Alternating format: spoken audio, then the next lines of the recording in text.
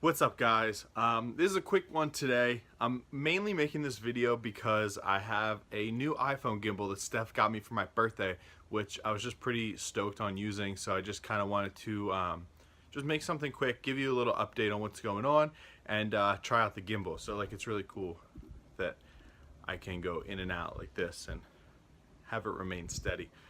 It's pretty wild what this thing can do. So it's been a while since I've talked about the 3000 or done anything with the 3000 or even driven it. So what's been wrong with it? Obviously, the issue that I was having with the car shutting off while driving came back. I changed the fuel pump on the car and I thought I fixed it. The car was running great for a couple days and then the issue started coming back. So after doing a fuel pump, rebuilding the fuel pressure regulator with the bigger orifice because I put a bigger pump in the car, finishing up some wiring, the car is still having issues. Now, I'm not exactly mad because I finished up a lot of wiring that I had been meaning to finish up for a while, and I was finally ready, or finally able to wrap it up. But the car's still giving me problems. What I've narrowed it down to is that on hot days where it's like 80 or higher, after sitting in traffic for a while, the car would just randomly shut off. So that was the only times it happened. After I did the fuel pump, I only had the car out at night when it was like mid 60s and it was cooler, and the car ran great. I asked on the forums, and I was kind of leaning towards this to begin with, is that the PTU, the power transistor unit, was failing. So what I did is I pulled it off the car, and what the PTU does is it sends the power to the coil packs. It ultimately tells them when to fire based off of resistors and stuff like that inside of the unit itself. In fact, I had the new one right here. So this is the bracket. They give you a new bracket when you order it, and this is the unit itself. There it goes, and that's about it. Now it sits on the motor, so it gets pretty hot. And what I was noticing is, and a couple guys on the forums have had the similar issues, is when it gets older, and it's fine when it's cool, but once it gets heat soaked, that's when the components inside of this unit start to act up. So I drove the car, I started the car for the first time in 2 weeks the other night, and I let it idle in the street. I let it get up to temp, and I drove it around the neighborhood. Everything was fine. Halfway around the neighborhood, car shuts off. Same problem. Now it's weird because the car shuts off, and I just literally put it in neutral, car starts right back up, and I keep going. So I came back, I pulled the PTU, the old one, out of the car, which is this guy right here. This is the 25-year-old PTU that came on the motor that I got in my front clip.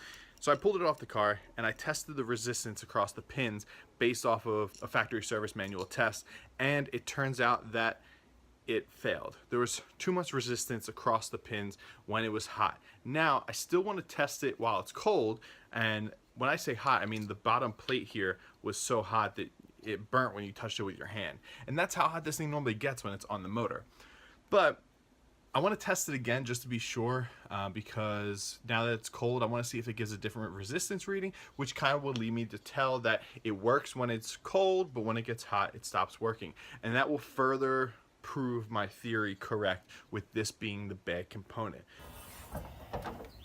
It's all apart. I mean, to access the PTU, all you have to do is remove the intercooler pipe that connects from the Y pipe to the intercooler pipe for the rear turbo that just crosses over here, and then you can access the spot in which the PTU sits, which is right down in here. Here's a plug for it, and then here's the other plug for it.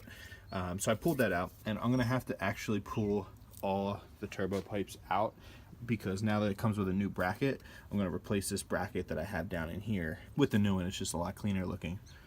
The car is also lacking a boost controller currently. You can see it teed off right there. I had a Turbo XS manual boost controller, but Sean's 2JZ IS300 that you've seen in some of the other videos was getting tuned this week, so I just let him have that, and I grabbed myself another one for the car, just the same one to replace it. So now here's where the issue that I'm running into comes into play. When I did this project, I wanted to rear-wheel drive convert my car. I had bought an LS motor. It was a 5.3 truck motor, iron block. I had a 350Z trans. I had everything I needed to put the drivetrain in the car. But after paying to have my buddy weld in mounts for the rear subframe, I got a little too anxious. I also bought the V, and I decided that I didn't want to wait any longer, and I kind of wanted a turbo car too. So I bought the front clip and I went to the VR4 conversion rather than sticking with the LS and rear wheel drive. So should I fix the car and just keep driving it as it is in all-wheel drive, or should I pull the trans while the car is down and send it out, get the diff welded, and start the whole rear-wheel drive conversion process so that I can have that together, you know, for the rest of the summer? And this all boils down to if the PTU fixes the car. I will put the PTU in the car, driving around a little bit, but it's still early. Summer's not here yet, so it's ultimately me deciding how long I don't want to have the car for this summer. Let me know what I should do. Should I pull the trans, get a transfer case brace, weld the center diff in the trans, and go rear-wheel drive and see if it works? Or should I just rock it out and stay all-wheel drive and, in my opinion, stay boring? So let me know what you guys think.